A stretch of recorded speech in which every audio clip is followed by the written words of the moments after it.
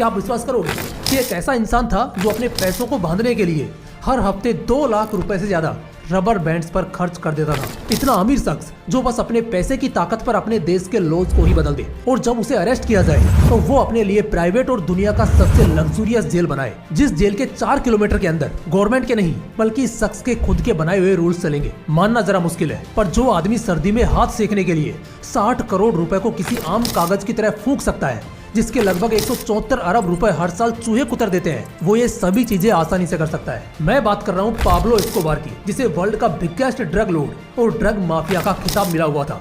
पैसे इतने थे कि एक बार पाब्लो एस्कोबार ने अपने कोलंबियन गवर्नमेंट से देश के कुछ रूल्स चेंज करने के लिए कहा था, जिसके बदले वो पूरे देश का लोन, जी हाँ पूरे देश का लोन, जो कि $10 बिलियन था, यानी कि करीब 9,000 करोड़ रुपए, वो अकेले चुका देता, और वो भी 80s में। ये कहानी है पाब्लो एमेलियो एस्कोबार गेविरिया की, जिसने अपनी क्राइम की शुरुआत फेक इलीगल डिग्रीज को बेचने से की थी, और अपनी लाइफ में एक वक्त पर वो ऐसे मोड पर पहुंच चुका था जब वो एक दिन का 340 करोड़ रुपए कमा पा रहा था। देखो, अब तक आपने जो कुछ भी जाना ये सिर्फ एक ट्रेलर था, लेकिन असली कहानी तो ये है कि एक फेक डिग्रीज बेचने वाला, एक गाड़ी चुराने वाला इंसान दुनिया का सबसे बड़ा ड्रग माफिया कैसे बना, कितने लोगों की उसने बलि दी, कितने लोगों को ठिकाने लगाया, और कैसे गवर्नमेंट को अपने इशारों पर नचाया, और उसके बावजूद भी वो कैसे लोगों का चहेता बन गया। चलिए जानते हैं आज के इस वीडियो में।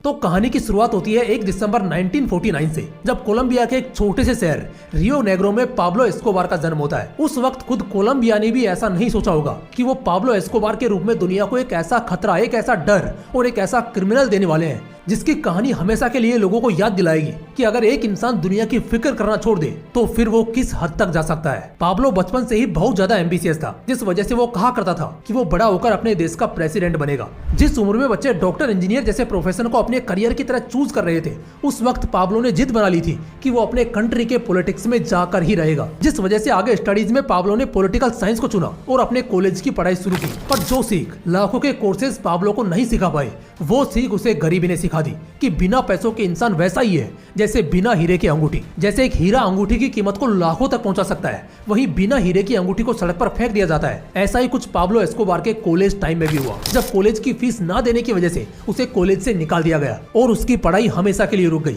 ये हादसा पाब्लो की जिंदगी को उस मोड़ पर ले जाने के लिए काफी था जहाँ से अब पैसे उसके पैरों की धूल के बराबर होने वाले थे, पर वहां से लौटना बिल्कुल ही नामुमकिन था, और वो दुनिया थी क्राइम की दुनिया। ऐसा कहते हैं कि कॉलेज से निकलने के बाद ही पाब्लो ने छोटे मोटे क्राइम्स करना शुरू कर दिए थे, जैसे कि महंगी चीजें या कार्स वगैरह चोरी करना, जिससे वो ठीक ठाक पैसे बना पा रहा था। पर इसी दौरान कई बार उसे जेल की हवा भी खानी पड़ी। तभी एक समय ऐसा आया जब पैसे के लालच ने उसे और बड़े क्राइम्स का रास्ता दिखाया, जहाँ अब उसे लोगों को किडनैप या कई बार जान से मारना पड़ रहा था, जिससे बस कुछ ही समय में वो ढेरों पैसे कमा सकता था। लेकिन इस काम में जितने पैसे थे उससे कई गुना ज्यादा खतरा भी था। एक तरफ तो पुलिस और गवर्नमेंट क्रिमिनल्स का बुरा हाल करती, वो तो था ही, दूसरा किसी जाने पहचाने शख्स को मारने के लिए भी कलेजा चाहिए था। लेकिन जैसा कि मैंने कहा था कि क्राइम की दुनिया में सिर्फ आने का रास्ता होता है, यहाँ से वापस लौटने का नहीं। इसी वजह से प्रॉब्लम से जूझते रहने पर भी पाब्लो ने क्राइम की दुनिया का हाथ नहीं छोड़ा। तभी उसे एक ऐसा साथी मिला जो कि अब उसे दुनिया के क्रिमिनल्स का राजा बनाने वाला था, और वो साथी था ड्रग्स।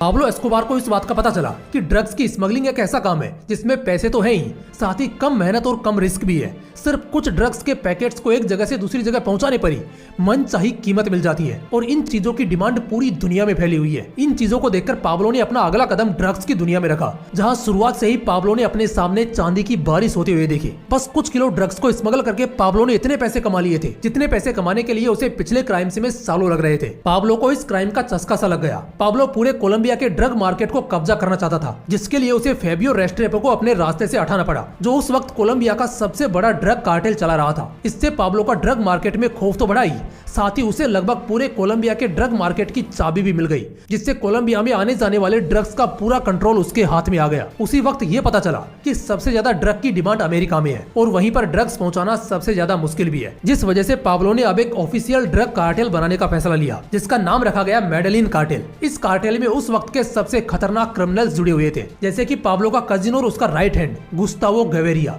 जो कि पूरी रणनीति का मास्टरमाइंड था। और एक बंदा तो ऐसा था, बहामास का ड्रग लॉर्ड कार्लोस लेडर, जिसने ड्रग तस्करी के लिए अपना खुद का आइलैंड खरीदकर उसे प्राइवेट एयरबेस में बदल दिया था। और एक था स्मगलिंग और क्राइम में एक्सपर्ट ओचोवा ब्रदर्स। मेडेलिन कार्टेल के पूरी तरह से बनने के अगले पल से ही ड्रग्स की सप्लाई तेजी से अमेरिका की तरफ होने लगी। जो पुराने तरीके थे जिनसे ड्रग्स को भेजा जा रहा था, अब उन्हें पूरी तरह बदल दिया गया था। ड्रग्स को एक्सपोर्ट करने के लिए पाब्लो ने 2 बड़े एयरप्लेन्स और कई छोटे एयरप्लेन्स रखे हुए थे। साथ ही ढेरों शिप्स अलग अलग समुद्री रास्तों से अमेरिका तक इस जहर को पहुंचा रही थी, जिसे इस तरह से अंजाम दिया जाता था कि रडार सिग्नल्स भी इन शिप्स और एयरप्लेन्स को पकड़ नहीं पा रहे थे। अगर आपको ये बातें हैरान कर रही हैं, तो ये सुनकर आप और भी हैरान रह जाएंगे कि पाब्लो के पास खुद की सबमरीन तक थी, जिसमें 2000 किलो तक ड्रग्स को आराम से स्मगल किया जा सकता था। जी हाँ, वही सबमरीन जो उस वक्त कई कंट्रीज के लिए बस सपना थी। इतना ही नहीं, पाब्लो ने ड्रग्स को स्मगल करने के लिए कई और क्रिएटिव तरीके भी निकाले थे, जिसमें वो जीन्स को ड्रग्स में सोक कर देता था, जिसे आगे स्पेशल केमिकल्स में डालकर ड्रग को अलग कर लिया जाता था। पर जब ये बात ऑफिसर्स को पता चली, तब पाब्लो ने जीन्स के बदले जिन बॉक्सेस में उन कपड़ों को ले जाया जाता था, उन बॉक्सेस को अब ड्रग्स में सोक कर दिया। और ऐसे ही अनगिनत अलग अलग तरीकों से ड्रग्स को स्मगल किया जाता था। इन सब चीजों को देखकर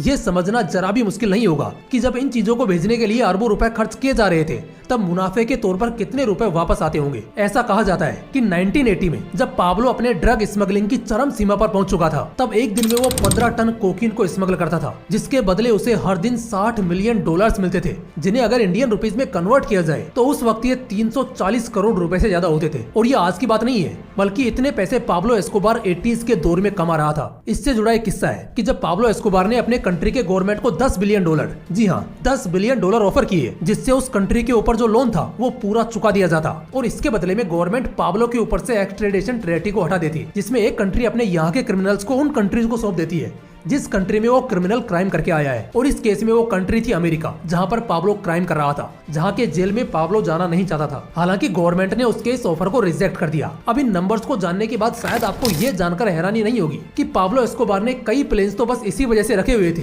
ताकि वो प्लेन्स पाब्लो के पैसों को एक जगह से दूसरी जगह पर पहुंचा सके। ढेरों कार, कई बंगले, प्राइवेट स्पोर्ट्स स्टेडियम, साथ ही प्राइवेट जू तक पाब्लो के लिए आम बात थी। और इन सभी चीजों को संभालने के लिए 700 से ज्यादा नौकर दिन रात उनकी सेवा में लगे रहते थे। लेकिन इतना सब कुछ होने के बावजूद भी पाब्लो एस्कोबार को इस बात का पता था कि वो आखिर में है तो एक क्रिमिनल ही। भले ही उसके पास सब कुछ है, पर उसके क्राइम्स की वजह से उसे लोगों का साथ नहीं मिल सकता। इसी वजह से लोगों के बीच एक अच्छी इमेज बनाने के लिए या उनसे जुड़ने के लिए पाब्लो एस्कोबार ने अपने पैसों से चैरिटी भी की। उसने कई चर्चेज बनाए, यहाँ तक कि एक पूरा टाउन बैरियो पाब्लो एस्कोबार नाम से ही खड़ा कर दिया, जिसमें गरीब लोग हमेशा के लिए रह सकते थे। और ये टाउन आज भी अपनी जगह पर सही सलामत है। हालांकि कई ऐसे लोग हैं जो मानते हैं कि पाब्लो ने ऐसा इसलिए किया था क्योंकि उसने वो गरीबी देखी थी और वो बाकी लोगों को उसमें जूझते हुए नहीं देखना चाहता था। वहीं कई लोगों का ऐसा मानना है कि पाब्लो को लोगों का सपोर्ट चाहिए था, जिस वजह से उसने बस अच्छा बनने का नाटक किया। हालांकि इस बात में दोहराई हो सकती है कि ये बस एक दिखावा था या पाब्लो एस्कोबार सच में गरीबों को दुख में नहीं देखना चाहता था। इस पर कई तर्क दिए जा सकते हैं, पर जिस सच को बिल्कुल नकारा नहीं जा सकता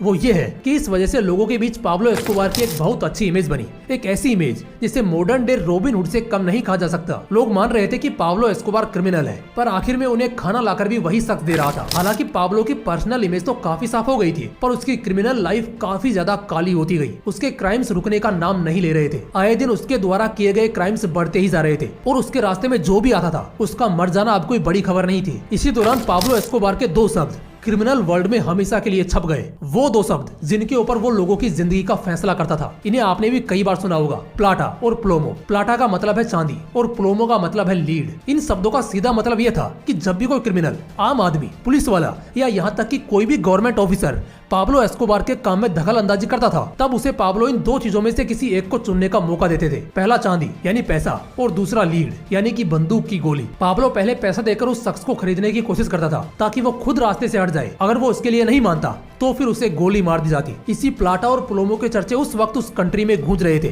जहां पाब्लो एस्कोबार ड्रग्स फैला रहा था। कई रिपोर्ट्स के मुताबिक इन 2 शब्दों के आधार पर उसने इतनी किलिंग्स करवाई जिनका कोई एक्यूरेट ऑफिशियल रिकॉर्ड नहीं है। पर कुछ रिपोर्ट्स की माने तो पाब्लो ने 1000 पुलिस ऑफिसर्स, 200 जजेस और कई हजार आम लोगों को मारा था। कुछ रिपोर्ट्स में ये नंबर्स 4000 तक भी बताए जाते हैं। हालांकि अगर इन नंबर्स को पूरी तरह एक्यूरेट नहीं भी माना जाए, पर तब भी जिन नंबर्स के लिए हम श्योर हो सकते हैं उन्हें सोचना भी डराने के लिए काफी है। पर मछली कितना भी हाथ पैर मार ले, आना तो उसे आखिर पानी में ही है। पाब्लो एस्कोबार के बढ़ते हुए क्राइम्स की वजह से कोलंबियन गवर्नमेंट ने उस पर स्ट्रिक्ट एक्शन लेने का फैसला लिया। हालांकि पहले भी पाब्लो एस्कोबार पर कार्रवाई की जा रही थी, लेकिन ये बात साफ थी कि पाब्लो एस्कोबार कोलंबियन गवर्नमेंट के हाथ नहीं आ रहा था, लेकिन जब पाब्लो को ये पता चला कि अब उसके पीछे अमेरिकन गवर्नमेंट पड़ चुकी है और वो उसे अपने कंट्री में ले जाकर वहाँ के जेल में डाल देंगे, तब इस डर की वजह से उसने कोलंबियन गवर्नमेंट को ही सरेंडर करने का फैसला किया। हालांकि इसके लिए भी उसने अपनी कंडीशंस रखी हुई थी कि वो किसी आम जेल में नहीं रहेगा। उसने मांग की कि वो जिस जेल में रहेगा उसे वो खुद बनाएगा और उसके 4 किलोमीटर तक कोई भी पुलिस ऑफिसर या प्लेन्स नहीं आ सकते। आगे चलकर पाब्लो एस्कोबार ने खुद को सरेंडर किया, लेकिन वो जेल किसी पैलेस से कम नहीं थी। ऐसी जेल जिसे अरब पतियों तक के लिए देखना नसीब नहीं होता,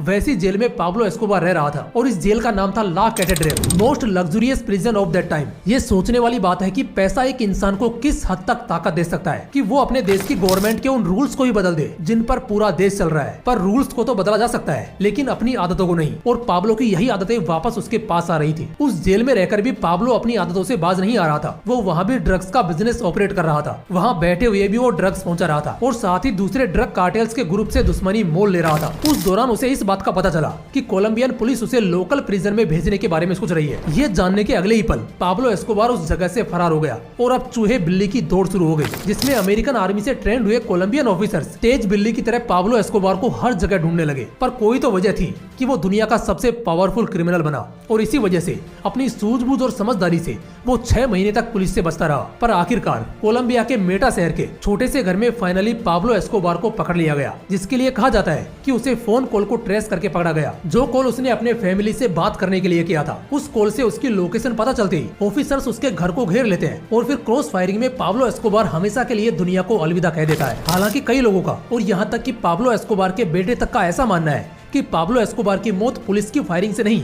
बल्कि खुद को शूट करने की वजह से हुई थी, क्योंकि उसका मानना था कि अपने देश की मिट्टी में मरना ज्यादा बेहतर है दूसरे देश के जेल में सड़ने के बजाय। और यहाँ दूसरा देश था अमेरिका, जो कि पाब्लो की हरकतों की वजह से उसके जान का दुश्मन बन चुका था। और इस तरह उसकी कहानी का अंत हुआ, जो कि फिर से पूरी दुनिया को सिखाने के लिए काफी था कि एक गरीबी इंसान को कहां से कहां तक ले जा सकती है। और अगर इंसान खुद के अंदर की इंसानियत को ही मार दे तब वो किस हद तक खतरनाक बन सकता है। दोस्तों, ये थी पाब्लो एस्कोबार की पूरी कहानी कि वो किस तरह से एक गरीब लड़के से वर्ल्ड का बिगेस्ट ड्रग लॉर्ड बना। अगली कहानी किसकी चाहिए कमेंट करके जरूर बताना। बाकी फिर मिलते हैं अगले वीडियो में, तब तक के लिए जय हिंद, जय श्री कृष्णा।